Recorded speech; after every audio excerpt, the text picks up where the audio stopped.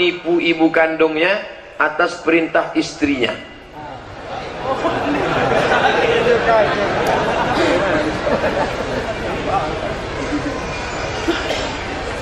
Man ahaqqun nas bi husni sahabati, siapa orang yang paling layak mendapatkan baktiku, bakti kau hai laki-laki, siapa yang paling layak mendapatkan baktimu? Ummuka. Apa artinya? Ummuka, ummuka, makmu, makmu, makmu. Aku milik suamiku, kata ibu. Bu, ibu, wahai para istri, kau berkata, aku milik suamiku, tapi suamiku milik ibunya. Ibu jangan macam-macam ke suami ibu, karena ibu juga punya anak laki-laki, ibu punya anak perempuan. Oleh sebab itu, yang laki-laki ku sampaikan kepada kalian, yang lajang-lajang, yang belum menikah, kalian mesti berani berkata kepada calon istri kalian, kau akan menjadi a second woman. Apa kau bilang aku second, kata dia. Second itu artinya perempuan kedua. Yang pertama first, yang kedua second, yang ketiga third, yang keempat fourth. Kau akan menjadi second woman, perempuan kedua. Jadi kalau begitu kau duda ya? Bukan begitu. Jadi yang pertama siapa? Tengoklah tatoku. Apa? I love Amaden.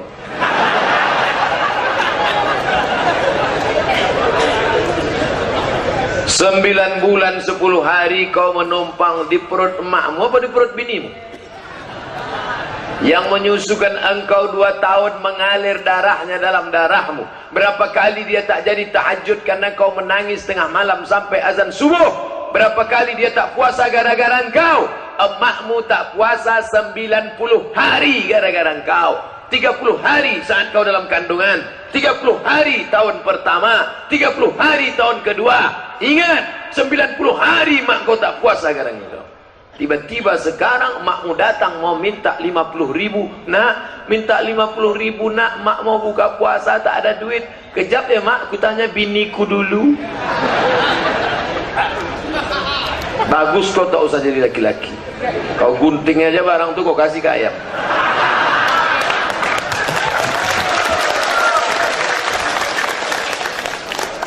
Apa hukum main arisan uang dengan melebihkan 1 nomor untuk ketua yang memegangnya? Kita berkumpul 10 orang, sejuta, 10 orang kita berkumpul, lalu kemudian kita goncang ini.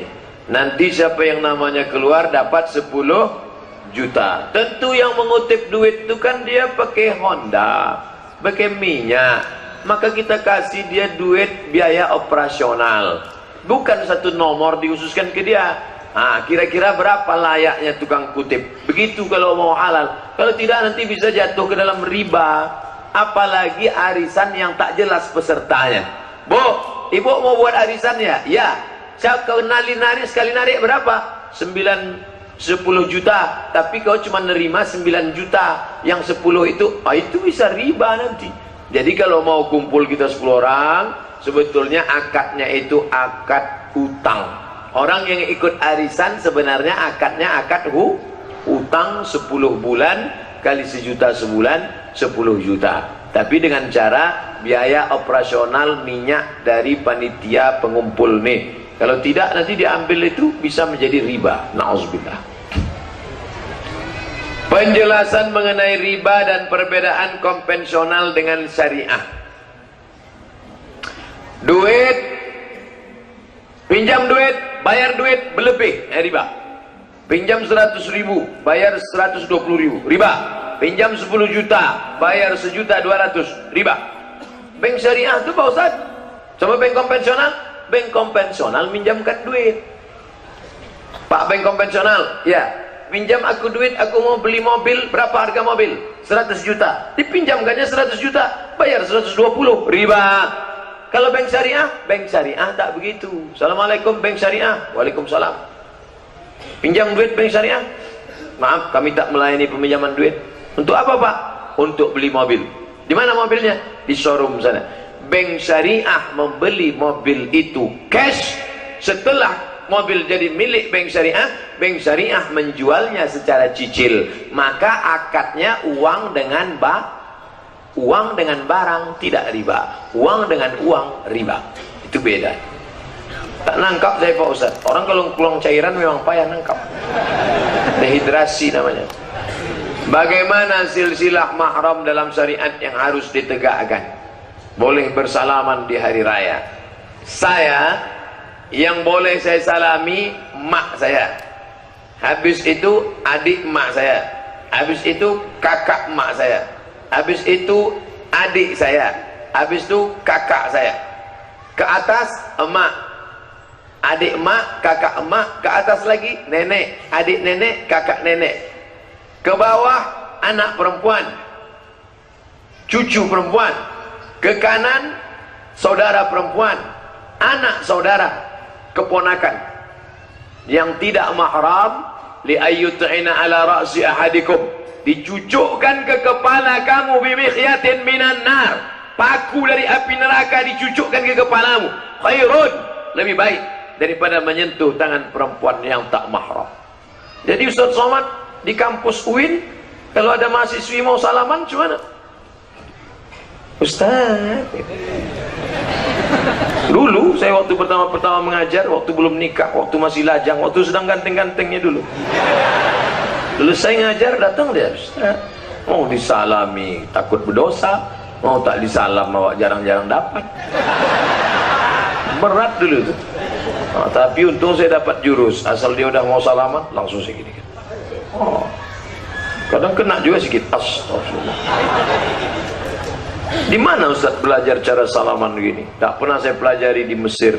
Di mana? Di India, Mahabharata.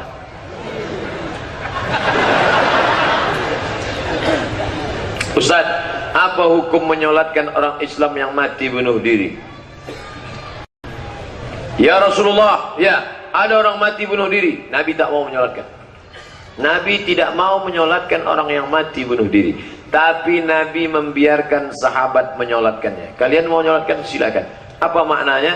Hukum menyolatkannya tetap fardu kifayah. Nabi tak mau menyolatkan, menunjukkan zajar, teguran, jangan bunuh diri. Jangan bunuh diri. La taqtulu anfusakum. Jangan kamu bunuh diri kamu. Makanya kalau ada nampak orang menung tepi sungai, cepat-cepat pegang. Kau kenapa menung? Aku buang air besar. Oh.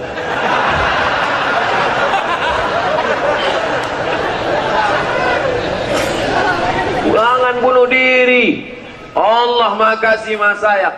Ini mahasiswa semester 6 dah mau bunuh diri. Kau kenapa? Ini Pak Ustaz, SMS nggak dibalas, telepon nggak diangkat, galau. La ilaha illallah. Oh, saya antuk kan aja kepalanya ke dinding. Oh, orang tak bisa sekolah, tak bisa makan. Di Palestina ditahan tentara Israel. Semangat jihadnya luar biasa. Ini baru sikit aja sudah mau bunuh diri. Terlambat kiriman dari kampung, mau bunuh diri. Apa ancaman bagi orang yang tak tegur sapa dengan kita? Kita tetap berusaha ingin baik padanya, tapi dia tidak, Pak Ustaz. La yadkhulul jannah, tak masuk surga qati'ur rahim, orang yang memutus tali silaturahim. Hadis riwayat Al-Bukhari. Ibu bapak yang putus silaturahim, tetangga, muka, belakang, sahabat, kerabat, andai tolak, sambung balik. Saya sudah datang ke rumahnya Pak Ustaz, Assalamualaikum, Assalamualaikum. Yang keluar tutup panci Pak Ustaz, kadang-kadang batu gilingan. Saya sudah datang ke rumahnya, Assalamualaikum. Yang menyambut bukan dia Pak Ustaz, anaknya. Anaknya pun tak menyambut. Lalu siapa? Anjing herder Pak Ustaz. Engkau tidak dituntut tentang perbuatanmu, yang dituntut perbuatanmu yang tak baik saja. Adapun orang itu mau memaafkan atau tak mau memaafkan, itu bukan urusan engkau. Yang penting kau sudah minta maaf. Aku minta maaf ya, dah, titik. Tapi jangan pula kau sebutkan dia, aku minta maaf ya, masalah kau maafkan atau tidak itu bukan urusan aku, terserah kau lah. Jangan. Aku minta maaf. Minta maaf. Mamin muslimaini, dua orang muslim yaltaqiyani, berjumpa, wa yatasafahani, berjabat tangan, illa ghufira lahuma, diampunkan Allah dosa mereka berdua. Malam yatafarraqa, sebelum berpisah. Minta maaf, minta maaf, minta maaf. Perlu disebutkan silap saya? Tak usah. Minta maaf itu tak perlu kita sebutkan. Pak, aku minta maaf ya Pak. Udah, jangan bilang Pak aku minta maaf, kemarin bini bapak bawa 3 hari. Oh. Nah, ya, kejap ya, aku ke belakang sebentar, rupanya bawa parang panjang. Jangan. Cukup sekedar aku minta maaf. Tapi kalau terkait masalah duit, masalah materi, sempadan tanah. Ini kebun engkau, ini kebun aku, ini BPN, Badan Pertanahan Nasional. Jangan sampai geser sempadan. Ya, malam-malam digeser. Siapa yang menggeser sempadan tanah faidah shibrin sejengkal, quyida, dililitkan nanti di lehernya hari kiamat. Sab'i aradin, 7 lapis tanah akan melilit leher. Terus disebutkan itu, aku minta maaf Pak, kemarin ku geser tapi udah ku balikkan dah. Supaya tidak utang piutang. Ibu pinjam panci kemarin belum balik kan? Mohon maaf ya Bu, kemarin ku curi celana lejeng ibu di jemuran. Aku pun mencuri juga aku tadi. Pernah kamu menggeser sempadan tanah sejengkal? Alhamdulillah sejengkal tak pernah Pak Ustaz. Yang kemarin tuh 3 meter. Lebih gawat rupanya. Ada anak yang hamil di luar nikah, kemudian dinikahkan oleh orang tuanya saat masih hamil. Setelah lahir anak, kemudian dinikahkan kembali karena takut nikah yang kemarin tak sah. Bagaimana hukum menikah wanita itu Pak Ustaz? Bagaimana hukum nasab tersebut Pak Ustaz? Aku nikahkan kau dengan anak itu. Begitu bunyinya kalau nikah anak itu hamil. Kalau anak itu tak hamil lembut. Aku nikahkan engkau, hai menantuku. Lembut dia. Itu belum hamil tuh. Tapi kalau hai menantuku, itu dah hamil tuh. Aku nikahkan engkau dengan itu. Aku datang sini. Sah tak akad tuh? Sah akad. Begitu kata kitab Al-Fiqhul Islami wa Adillatuh. Mazhab Syafi'i mengatakan perempuan hamil nikahnya sah. Kalau sah tak usah diulang lagi. Tiba-tiba 3 bulan sesudah itu lahir anak, diulang balik. Kalau kau ulang balik akadnya, berarti akad yang pertama tadi batal. Berarti selama 3 bulan dia serumah, itu apa hukumnya? Berzina lah dia. Maka akadnya tak perlu diulang lagi karena akadnya sudah sah. Sah, tak masalah. Perempuan hamil menikah sah. Yang jadi masalah, muncul 4 masalah setelah anak lahir. Lahir anak, maka anak yang lahir dari hasil perbuatan itu tidak boleh pakai bin bapaknya. Lalu pakai bin siapa? Pakai bin emak. Tak boleh pakai bin binti ayah, karena tak ada hubungan nasab. 2, kalau si anak tadi lahir laki-laki, setelah itu lahir adiknya perempuan. Ini si abang yang pertama ini tak bisa jadi wali, karena dia bukan saudara seayah tapi saudara seemak. Saudara seemak tak bisa jadi wali. 3, kalau si ayah mati meninggal dunia, anak ini tak dapat warisan karena tak ada hubungan nasab. 4, kebetulan anak itu gadis cantik dipinang orang, maka si bapak tak bisa jadi wali. Walinya siapa? Wali hakim Pakku.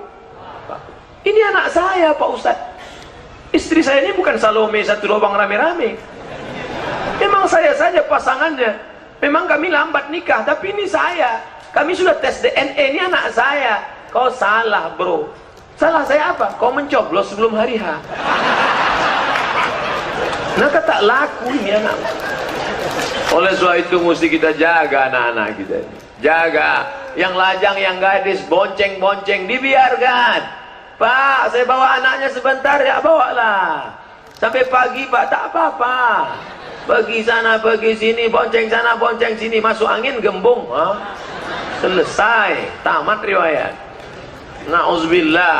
Ingat, hidup ini cuma sekali. Buatlah hidup yang berarti. Jangan sampai menyesal sampai mati.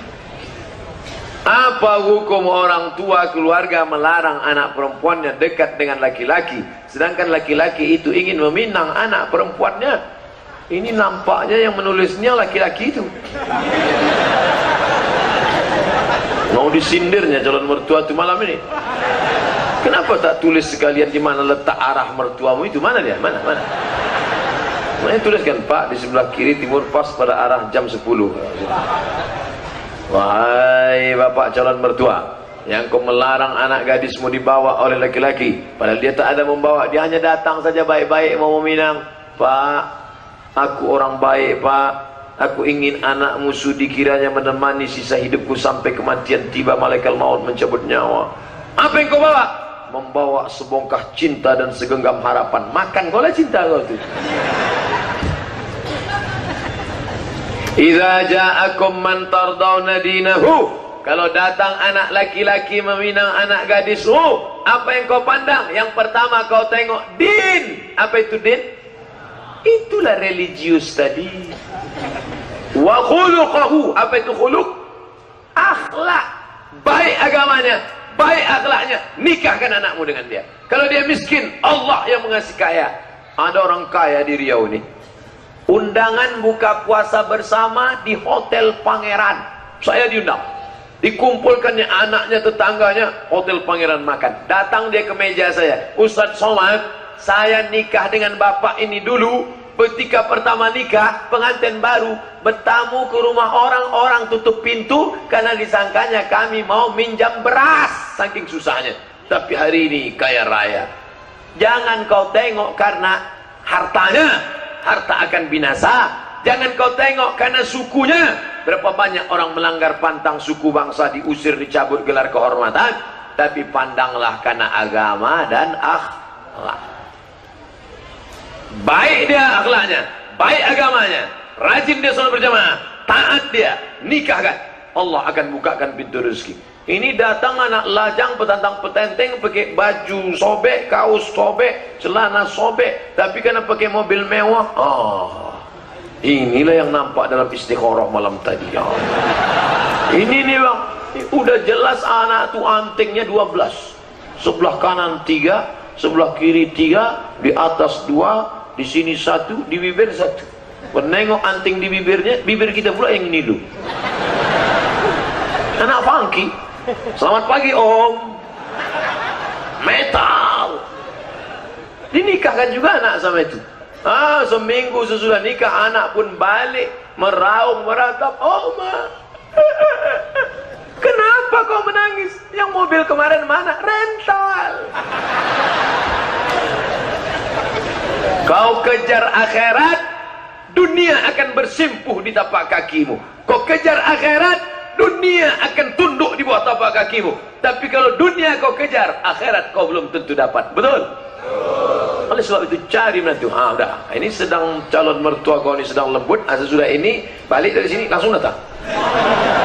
Sebelum mengeras balik hatinya tadi.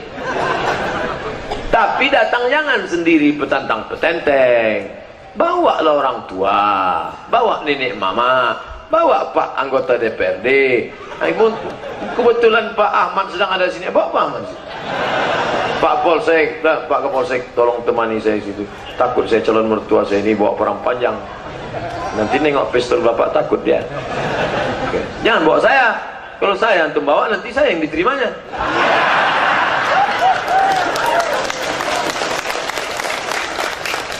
Bagaimana hukumnya mandi di dalam kamar mandi? Elok lah.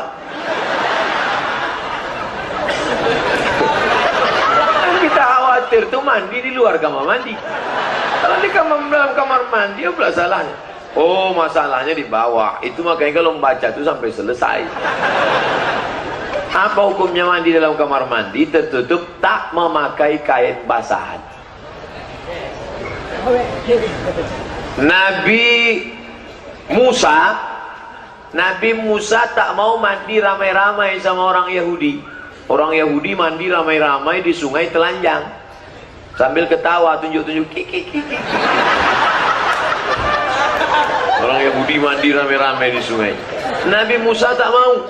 Nabi Musa mandi sendiri di balik batu. Ada batu besar, mandi dia. Mandi di balik batu sendiri. Tak pakai basahan. Nah, datang orang Yahudi ngejek.